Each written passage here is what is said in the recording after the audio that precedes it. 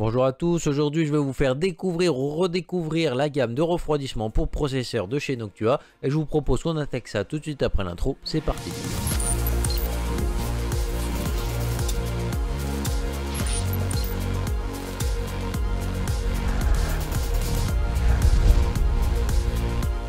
Pour ceux qui sont nouveaux sur cette chaîne, bienvenue sur la chaîne d'Overclocking.com. Ici on fait des reviews, des guides d'achat et de la vulgarisation pour te permettre de monter ton PC au meilleur prix tout en sachant ce que tu achètes. Et si jamais tout ça, ça t'intéresse, n'hésite pas à t'abonner et activer la cloche pour être au courant de toutes les prochaines vidéos. Comme je vous disais tout de suite avant l'intro, aujourd'hui on est là pour redécouvrir ou découvrir la gamme de refroidissement de chez Noctua. Personnellement Noctua, j'ai jamais eu aucun refroidissement de chez eux, donc ça a été la grosse découverte ici. Autant pour le thème de couleur que j'ai jamais vraiment vu en vrai, que pour les performances et le silence qu'ils sont censés vous offrir. Donc moi j'étais vraiment en mode grosse découverte ici, et j'en attendais énormément de ces ventirades. Et un grand merci à Noctua en tout cas qui a bien accepté de jouer le jeu avec ce nouveau format, et c'est un format en fait que j'aimerais bien réutiliser par la suite. Le fait de vous présenter plusieurs produits de la même gamme dans une seule vidéo, ça vous évite d'avoir forcément plein de vidéos qui sortent en même temps, et de monopoliser toute la chaîne. Par exemple, imaginez là si on a testé ces 3 ventirades séparément sur 3 vidéos, c'est pendant 3 semaines on n'aurait parlé que de Noctua.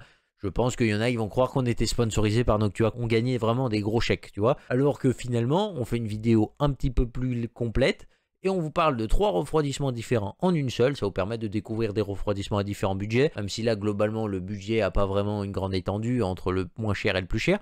Mais basiquement, on pourra faire ça avec d'autres marques. N'hésitez pas à me dire d'ailleurs quelle marque vous intéresserait et quel type de refroidissement vous intéresserait également. Sachant que les water cooling, ce sera plus long, donc calmez-vous sur les références. Commencez pas à nous dire tous les trucs de chez Corsair parce que ça va vite prendre beaucoup de temps. Les ventirades, ça me dérange pas, ça va vite. Mais les water cooling, voilà, petite précision, c'est un peu long tout ça. En tout cas, c'est un format que j'aimerais bien reprendre. Donc si ça vous intéresse, n'hésitez pas à bombarder les pouces RGB pour que vraiment on sache que ça vous intéresse à fond. Je vous propose que la vidéo s'organise de cette façon. On va commencer en parlant séparément de chaque ventirade que Noctua m'a envoyé. Et après on va les mettre en commun en parlant du protocole de test, les résultats des tests. Et puis on fera une petite conclusion. Bien entendu, tout ça, ça se passera plutôt en fin de vidéo. Donc pour parler déjà directement de chaque ventirade séparément, et ben on va commencer avec le moins cher, et le moins cher ici c'est le NH-U12S. Le NH-U12S c'est une référence qui est quand même plutôt bien connue, une référence qu'on recommande très fortement, même si Thermalright avec ses grosses baisses de prix sur Amazon, on a du mal à vous conseiller autre chose tellement c'est peu cher.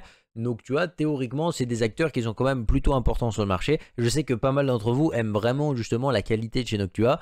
Moi en tout cas, ça a été vraiment l'occasion de découvrir tout ça parce que je savais vraiment pas de quoi vous me parliez quand vous me disiez la qualité de chez Noctua. Je savais à peu près à quoi m'attendre, mais je vois un petit peu mieux de quoi vous parlez maintenant que c'est passé dans mes mains. Donc, ce NH-U12S, déjà on va l'avoir ici comme tous les ventirades dans le thème beige et marron de chez Noctua. J'ai oublié de préciser que j'aurais bien aimé un Chromax, mais bon, c'est pas grave, ça m'a permis de découvrir le thème couleur de chez Noctua. J'en profite pour faire une petite précision. Franchement, quand vous le sortez du carton au début, entre les voir en photo et les voir en vrai, je trouve que les couleurs ne rendent pas forcément pareil sur les trucs Noctua. Alors vraiment, quand je les ai sortis de la boîte, tu vois, j'ai pas trouvé ça très beau. Après, Noctua, c'est vos couleurs, on peut rien vraiment dire. Personnellement, j'aime pas trop, mais c'est mon avis personnel. Bien entendu, vous êtes libre d'aimer ce que vous voulez. Après, je trouve que après les tests, en les voyant un peu plus longtemps, petit à petit, on leur trouve un certain charme. En tout cas, c'est un thème couleur qui peut choquer éventuellement dans certains PC parce que, évidemment, chaque PC n'ira pas forcément avec ce thème couleur. Mais pour les gens qui s'en foutent un petit peu des couleurs un petit peu atypiques, bah on s'en fout un petit peu quoi, on est là pour taper de la performance quoi. Pour ce NH-U12S, on va retrouver déjà ici un ventilateur qui est ici le NF-F12 de chez Noctua qui va pouvoir être cadencé jusqu'à 1500 RPM en vitesse maximum. Après vous avez une vitesse de rotation LNA pour bloquer un petit peu la vitesse, ça va permettre justement d'avoir un maximum à 1200 RPM. Donc ce ventilateur il va être capable de produire un débit d'air jusqu'à 54,97 CFM. Donc c'est pas forcément une tornade, hein, c'est un ventilateur qui est ce qu'il y a de plus basique. On est à peu près dans la norme, la plupart des ventilateurs sont capables de tourner autour des 50 CFM. Et au niveau de la pression statique qui est capable de générer ce ventilateur, on va retrouver ici une pression statique maximum de 2,61 mm H2O. Donc c'est un ventilateur dans la moyenne. Et au niveau justement de l'architecture du radiateur, cette fois-ci on va retrouver ici un radiateur avec 5 caloducs de 6 mm. Bien entendu ils vont être nickelés tout ça pour avoir une jolie finition et avoir vraiment un radiateur très brillant, et ça fait plutôt plaisir. Et on va enchaîner avec les dimensions du ventirad avec le ventilateur inclus. Donc on va retrouver ici une hauteur de 15,8 cm de haut. On va avoir également 12,5 cm de large et on va retrouver une profondeur de 7,1 cm. Le tout pour un poids ventilateur compris de 755 grammes. Donc c'est un ventirad qui est quand même classé plutôt léger actuellement. Donc ça reste un ventirad qui passera plutôt bien dans la plupart des tours. Enfin ça se voit tout de suite parce que son gabarit il reste quand même plutôt compact entre guillemets parce qu'il y a plus petit quand même.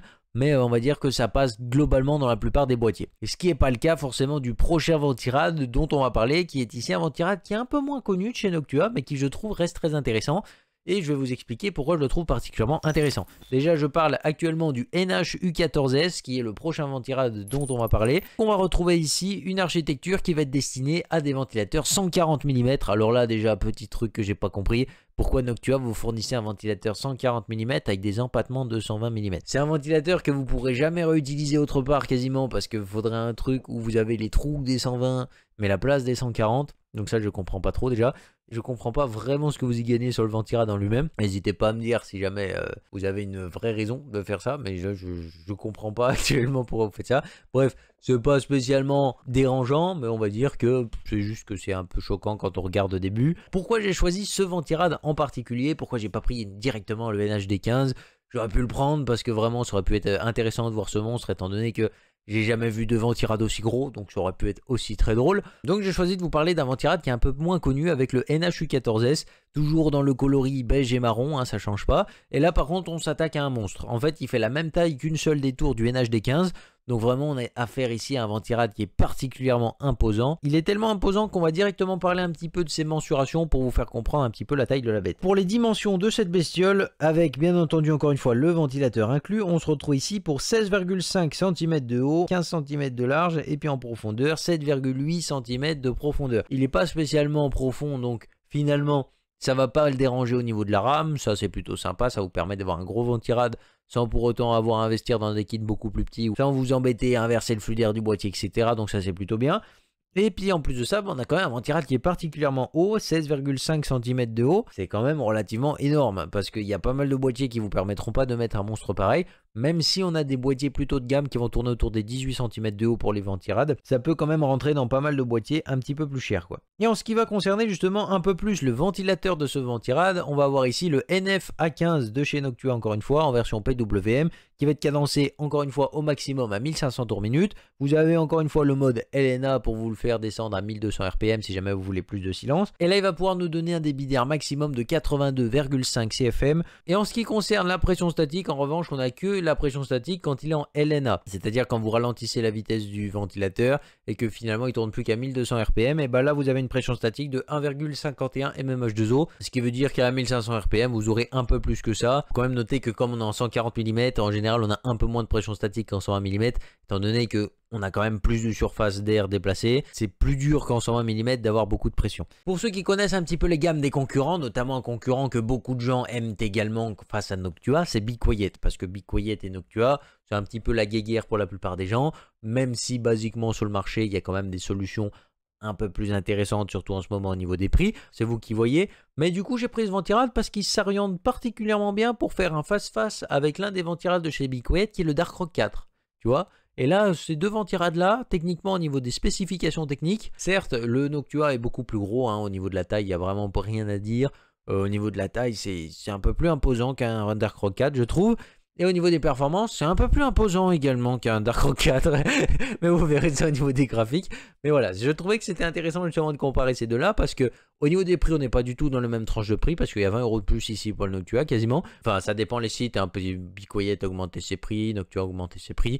Donc basiquement, vous devez avoir plus que 10 à 15 € d'écart entre les deux. C'est des concurrents directs ces deux-là. Je trouvais que c'était plutôt intéressant de les comparer justement. Et le dernier qui est le NH-U12A, je l'ai pris par curiosité, qui est l'un des flagships justement de la marque et qui est connu justement pour vous offrir de très bonnes performances grâce à ses 7 caloducs de 6 mm dans un radiateur qui est plutôt compact. On reste sur un radiateur au format 120 mm, mais on garde quand même plutôt pas mal de performances étant donné qu'on passe en 7 caloducs. Au moins en théorie, mais je serais plutôt curieux justement de le comparer à des plus gros ventirades par la suite pour voir si le fait qu'il soit compact, il perd pas quand même pas mal de performances par rapport à ce qu'il aurait pu avoir. Mais c'est aussi une petite curiosité à laquelle j'avais envie d'apporter une réponse. Et en plus de ça, ça m'a permis justement d'avoir sous la main les ventilateurs vachement réputés de chez Noctua avec les NF-AX25 parce qu'ils sont connus déjà pour la qualité des roulements. Il y a juste à voir l'inertie qu'ils ont, c'est assez incroyable. Je me rendais pas forcément compte de l'inertie qu'ils étaient capables de prendre, mais juste vous débranchez le ventilateur quand il est à pleine vitesse, il met quand même pas mal de temps avant de s'arrêter. Ça c'est assez impressionnant, c'est certainement le ventilateur qui a le plus d'inertie que j'ai testé de toute ma vie. Un ventilateur qui annonce des performances plutôt correctes, d'autant plus que les nuisances sonores sont très respectées. Justement, au niveau des performances qu'il annonce, on va avoir ici un ventilateur qui est capable de tourner jusqu'à 2000 tours minute, donc c'est plutôt pas mal. Et au niveau du débit d'air, justement, on va pouvoir atteindre ici avec 2000 tours minute 60 CFM. Alors c'est pas incroyable comme performance, mais ça reste relativement correct quand même. On est un peu au-dessus de la moyenne, surtout pour les nuisances sonores encore une fois qu'ils annoncent. Et en pression statique, par contre, ça reste quand même plutôt intéressant puisqu'on va être ici à 2,34 mm H2O, donc c'est plutôt pas mal. Et pour vous prouver justement que ce ventirad est plutôt compact, on va directement passer à ses mensurations et on va avoir ici une hauteur de 15,8 cm, une largeur de 12,5 cm et on va retrouver une profondeur avec les ventilateurs encore une fois de 11,2 cm. Et du coup on va retrouver ici un push-pull sur ce ventilateur qui va rajouter 2,5 cm sur la profondeur, comme on pouvait certainement s'en douter. Et justement ce NH12A je le trouve particulièrement beau. Alors sur les trois c'est certainement mon préféré en termes de design, déjà parce que les ventilateurs ils rendent particulièrement bien, ils ont un style très industriel que j'aime particulièrement, d'autant plus qu'on voit un petit peu le roulement à billes, tout ça. Franchement, ça lui donne un look vraiment d'enfer et je pense que dans certaines configs, ça peut être vraiment très beau à regarder. En noir, j'aurais été curieux aussi de voir ce qu'il donnait, mais voilà, on peut pas tester tous les produits et ni les demander en 12 000 couleurs, etc. Mais franchement, en noir aussi, j'aurais été plutôt curieux de voir comment il rendait. Donc, ça reste un très beau produit selon moi. Et même si les couleurs sont pas très belles, franchement, je trouve que même là, c'est pas choquant. Il reste plutôt beau à regarder. Donc, si jamais vous hésitiez à le prendre en vous disant que les couleurs c'est moche, franchement, je trouve que ça reste plutôt une belle pièce et encore une fois, sur tous les ventirades de chez Noctua, les finitions sont vraiment très belles. On retrouve vraiment les logos estampillés sur le dessus. C'est plutôt sympathique, ça reste sobre et épuré. Le fait que les caloducs qui sortent vraiment à l'état brut, je trouve que c'est un peu dommage, ça gâche un petit peu le style. Toutefois, ça existe des caches que vous pouvez acheter pour environ 20 ou 30 €, je crois, qui vont venir cacher les caloducs. Ça reste quand même plutôt excessif quand on sait déjà le prix justement du ventirad. Mais bon...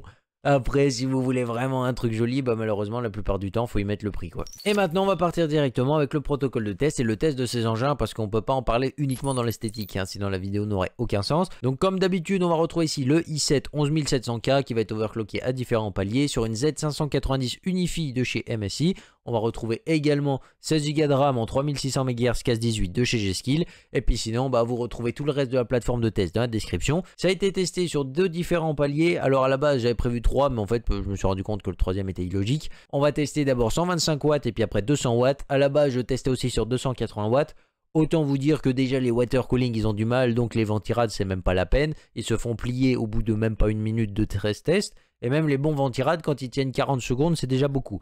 Donc j'ai choisi d'enlever justement ce graphique de 280 watts parce que pour moi ça paraît juste insensé en fait de vous le montrer parce que ça sert strictement à rien quoi. Autant se limiter à 200 watts qui est déjà une charge plutôt respectable pour un ventirad. Et vous verrez que déjà ceux qui sont pas énormes ils vont avoir un peu de mal justement à gérer les 200 watts de chaleur qui vont être générés ici. Comme d'habitude ça va être stressé sur OCCT, donc vous retrouvez les différents réglages et les différents overclocking dans la description pour ceux que ça intéresse. Au niveau de la température de la pièce, comme d'habitude, je mesure la température de la pièce avant et après chaque test, j'en fais une moyenne et je soustrais cette moyenne à la température relevée sur HWinfo64. Admettons que la température moyenne de ma pièce était de 24 degrés et que mon processeur il est monté à 100 degrés, ça me fait une température de 76 degrés que vous verrez sur le graphique. Comme ça tout le monde comprend, c'est plus simple. Au niveau de la pâte thermique utilisée, comme d'habitude, on est ici sur de la Arctic MX4 qui est appliquée en 5 points sur le processeur. Et je laisse la pression du refroidissement faire son travail pour voir un petit peu si le contact est bon. Ça permettra aussi de repérer les anomalies à ce niveau-là. Au niveau des différentes vitesses de ventilateur pour les tests, on va se retrouver ici avec un test à 50% de la vitesse du ventilateur et puis un test à 100% de la vitesse du ventilateur. Et puis bah, je vous propose de regarder les graphiques et puis on en reparle juste après.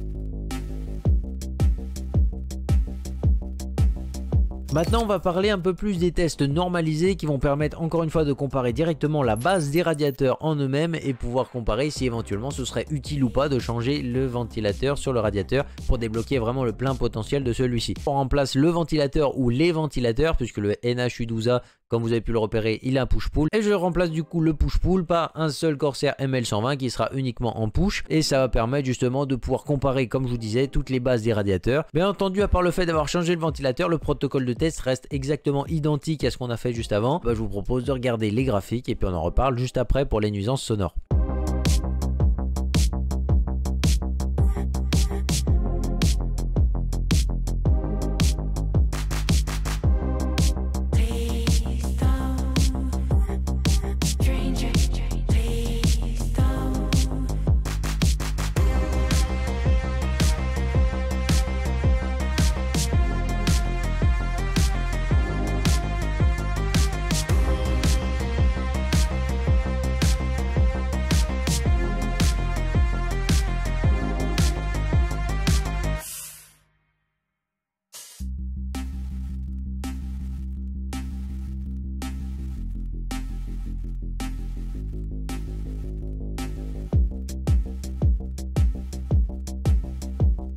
Et maintenant que vous avez vu tous les tests de performance, on va partir sur les tests de nuisance sonore. Et comme d'habitude, là je place mon sonomètre à 20 cm de ces ventirades.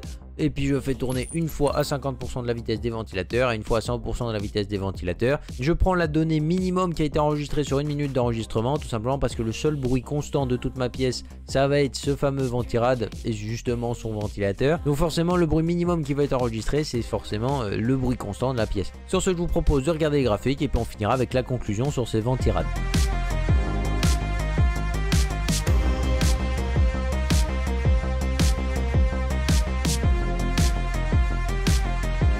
Pour conclure un petit peu sur cette vidéo, dans la première partie de la conclusion, on va faire un petit peu abstraction des prix et on va aller un petit peu dans les performances pures. Alors évidemment, je suis un peu dégoûté parce que j'avais testé sur mon ancienne chaîne le Thermalright Assassin King 120 SE qui était vraiment un ventirad 5 caloduc à 27 €. Ces temps-ci tourne à 29, pardon, il a vraiment augmenté avec l'inflation, c'est un truc de ouf.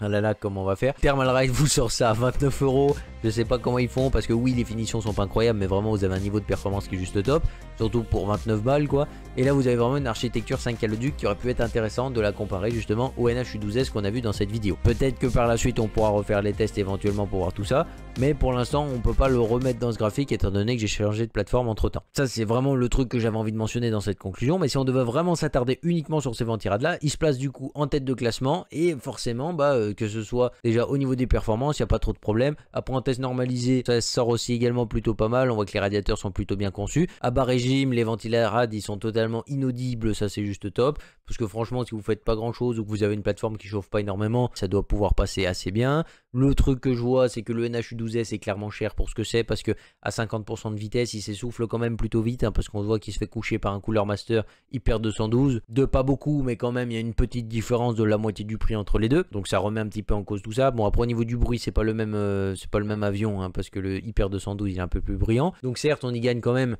à ce niveau-là, on a un truc un peu plus silencieux.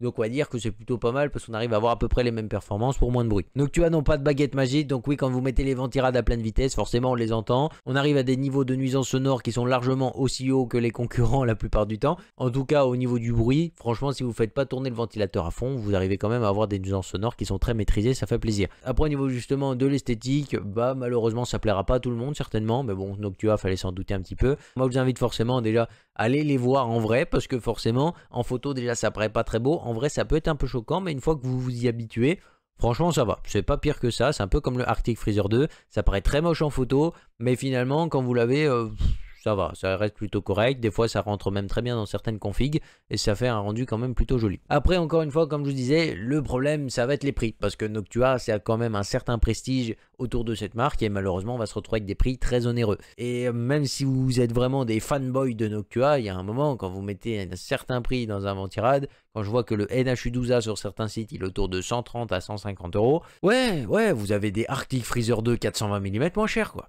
Alors oui, peut-être que ça prend plus de place qu'un NH tout ça, mais ça a plus de performance aussi. Là, il n'y a aucun doute. Donc, à remettre en cause, quoi. Effectivement, vous êtes sur le haut de gamme du Ventirad, mais vous êtes toujours plus cher que certains water cooling, quoi.